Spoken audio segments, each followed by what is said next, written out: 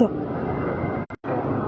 नमस्कार, दैनिक shift time में आप सभी का बहुत बहुत स्वागत है। इस समय हम हाई कोर्ट रोड पर, हमारे पीछे आप देख रहे हैं वकीलों के द्वारा, बार एसोसिएशन जम्मू के द्वारा आज तिरंगा यात्रा का आयोजन किया गया। आप जानते हैं भारत और पाकिस्तान के बीच में तनावपूर्ण स्थिति थी, उसी के चलते किस तरह से पाकिस्तान ने अपनी नापाक कोशिश की और जिसके चलते पहलगाम बाईसरण में यानी कि 22 अप्रैल को किस तरह से 26 सैलानियों की जाने गई थी। उसी के चलते ऑपरेशन सिंदूर ने भारत के अंदर घुसकर यानी पाकिस्तान के अंदर घुसकर भारतीय फौजों ने उनके 9 आतंकवादी ठिकानों को ध्वस्त किया था, जिसके चलते पूरे देश भर में खास करके जम्मू कश्मीर में खुशी की लहर थी। और उसी के चलते हर सियासी पार्टी ने भी तिरंगा यात्रा की, जो आज बार एसोसिएशन जम्मू की ओर से भी यह तिरंगा यात्रा का आयोजन किया ताकि हमारे सेना का मनोबल बढ़े। और सभी आप देख रहे हैं बार एसोसिएशन जम्मू के प्रधान एडवोकेट इंडियन फोर्सेस निर्मल कोतवाल जी यहाँ मौजूद हैं। माता की भारत माता की भारत माता की भारत माता की वंदे वंदे। इस समय की तस्वीरें हम वंदे वंदे वंदे भारत माता की जय। और हमारी सिक्योरिटी फोर्सेस का मनोबल बढ़ाने के लिए आप देख रहे हैं हर जगह पर तिरंगा रैली का, तिरंगा यात्रा का आयोजन किया गया ताकि हमारी सेना ने जो काम करके दिखाया, पाकिस्तान के नापाक मंसूबों को किस तरह से विफल किया आपने देखा। मातरम मातरम वंदे मातरम। और इस समय की तस्वीरें आपको हाईकोर्ट से हम बता रहे हैं, जहाँ पर बार एसोसिएशन जम्मू की ओर से एक तिरंगा यात्रा का आयोजन किया गया है। इस समय की तस्वीरें आपकी मोबाइल स्क्रीन पर।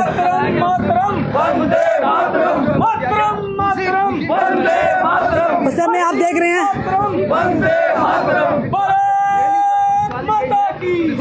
इस समय आप साफ तौर पर अपनी तस्वीर में देख रहे हैं इंडियन आर्मी जिंदाबाद। आप भी कमेंट बॉक्स में जरूर का कमेंट लिखिएगा। इंडियन फोर्सेस जिंदाबाद। भारत माता की भारत माता की भारत माता की भारत माता की भारत माता की। इंडियन फोर्सेस जिंदाबाद। इंडियन फोर्सेस जिंदाबाद। इंडियन फोर्सेस जिंदाबाद। भारत माता की जय। भारत माता की जय। भारत माता की जय। भारत माता की जय।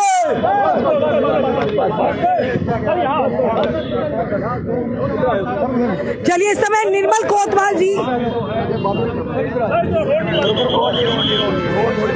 और इस समय हमारे साथ बार एसोसिएशन जम्मू के प्रधान निर्मल कोतवाल जी, उनकी पूरी टीम है। सर, क्या कहना चाहेंगे आज जो आपकी तिरंगा यात्रा? देखिए, जो तिरंगा यात्रा हमने जो आज निकाली है, ये देश के प्रति सब लोग हम समर्पित हैं और उन लोगों को नमन करते हैं जिन्होंने अपनी जानें इस ऑपरेशन में गंवाई हैं। और इसके साथ साथ हम पाकिस्तान की भी कड़ी मजम्मत करते हैं जिन्होंने इस किस्म की हरकत की है और उन्होंने मुंह की खाई, लेकिन इसके बावजूद भी वो बाज नहीं आते हैं। चाहे उसमें 71 की जंग लगाओ, 99 की जंग लगाओ, 65 में जब चाइना को हुआ, तो ये सब लोग जो है बार बार जो है हिंदुस्तान की आवाम को तंग करते हैं। और ये इन्हीं की तरफ से है जो इस वक्त हमारे देश को कड़े कदम उठाने पड़े। और धन्यवाद देते हैं मोदी जी को और धन्यवाद देते हैं अमित शाह जी को और जितने भी हमारे लीडरान हैं जो दिल्ली में हैं, कि उन्होंने यहाँ एक ऐसा एयर सिस्टम जो है वो बनाया हुआ था, डिफेंस एयर सिस्टम, जिसकी वजह से जम्मू का बहुत बड़ा बचाव हुआ है। अगर ऐसा डिफेंस सिस्टम हमारे पास नहीं होता तो मुझे लगता है कि जम्मू का बहुत बड़ा नुकसान होता था। लेकिन इसके साथ ये भी कहना चाहिए, यहाँ जाने गवाई हैं, तो उसके लिए कुछ कल अनाउंसमेंट्स हुई हैं कि उनको नौकरी दी जाएगी और उनको जो मुआवजा दिया जाएगा।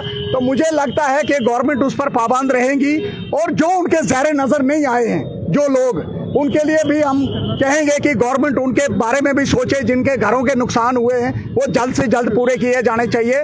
इसमें हमारे कुछ वकील हैं, वो भी इसमें सफ़र किए हैं, तो उनका भी जो है केयर टेक होनी चाहिए। और ये सारा ऑपरेशन जो है, ये ऑपरेशन सिंदूर था और जिसकी हम जितनी इतनी कम है, क्योंकि इस किस्म की जरूरत थी। ये कहना है कि यही सही मौका था, पीओजी के जो है हासिल किया जा सकता था।